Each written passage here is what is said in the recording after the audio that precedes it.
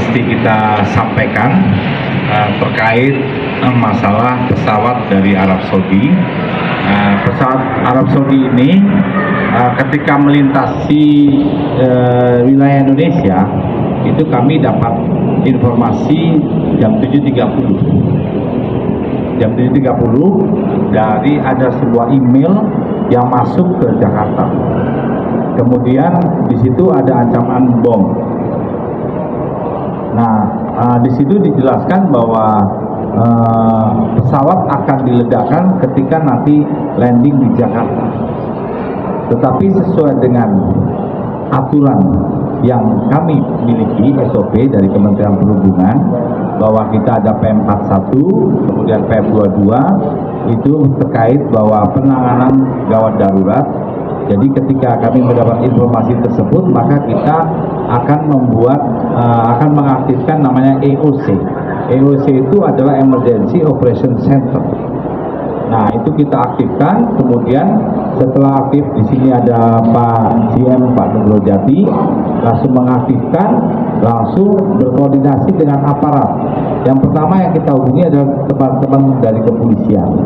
Dan kemudian yang kedua teman-teman dari TNI, baik TNI AU, Lanut, kemudian dari Angkatan Darat, dan tenaga sendiri dari Pak Nugro Jati, yaitu ada tenaga AFSEC dan PKPPK.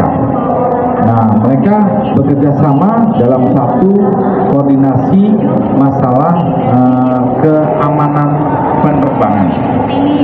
Kemudian langkah-langkahnya kami sudah punya job masing-masing, dan juga habis itu pesawat setelah menurunkan seluruh penumpang tanpa membawa apapun, mereka diamankan ke satu tempat sehingga mereka bisa ditangani lebih lanjut, baik dari segi imigrasinya maupun dari segi yang lain-lainnya. Lain-lainnya apa? Misalnya kebutuhan mereka, baju dan sebagainya itu bisa dipenuhi. Kemudian teman-teman dari keamanan, polisi, Jihandak, Angkatan Darat, Angkatan Udara, semuanya mengamankan. Setelah clear, mereka memindahkan pesawat ke namanya isolated area. Setelah di isolated area, mereka tim Jihandak dan sebagainya turun dengan perlengkapan lengkap. Mereka dengan SOP yang ada, mereka amankan semua pesawat, mulai dari cabin, mulai dari tempat kargo dan tempat-tempat yang lain sampai sekecil-kecilnya. Nah, setelah sampai saat ini belum didapatkan tadi ancaman bom tadi, maka selanjutnya langkah selanjutnya penumpang diistirahatkan ke hotel dan barang diperiksa oleh teman-teman Jihandak dan AFSEC. Mereka menurunkan X-ray, beberapa X-ray diturunkan dan tim memproses itu semua satu persatu. Kenapa lama? Bayangkan, penumpang kita adalah 442. Kalau setiap penumpang membawa 3 koper sampai 5 koper, maka estimate akan sampai dengan 2000 koper. Ya kan? Jadi kenapa itu lama, teman-teman? Karena proses itunya kuantitinya banyak sekali. Dan sekarang mereka masih tetap bekerja loh, teman-teman Polri masih tetap berada di lapangan bekerja. Yang sudah clear baru pesawatnya. Nanti atas izin dari teman-teman Polda, kemudian sama Lanut, dicek ulang lagi. Setelah itu akan diserahkan ke teman-teman operasional, yaitu Mas Nugro Jati dan kawan-kawan.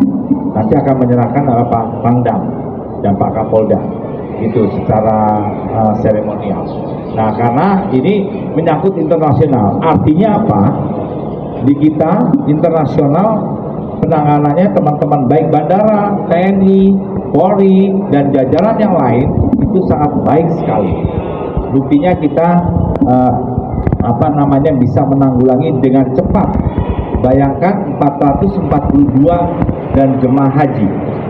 Jemaah haji itu berasal kebanyakan dari Depok dan Bekasi. Ya, jadi akan melanjutkan lagi habis ini perjalanan ke Jakarta. Jadi kita berdoa saja mudah-mudahan tidak ditemuin di barang-barang yang 2000 tadi. Tapi Pak Kapolda dan jajarannya sudah yakin bahwa insya Allah ini tidak akan terjadi apa yang tidak kita inginkan. Itu siapa, dikirim ke siapa, dan isinya itu apa? Itu dalam bahasa Inggris orang Bombay, kemudian detailnya nanti dari Kementerian Perhubungan saja, karena yang menerima telepon, maksudnya menerima emailnya adalah dari Kementerian Perhubungan. Jadi saya tidak berwenang untuk menjawab itu. Demikian, Mas. Dari Bombay ya, Pak? Ya, dari Bombay.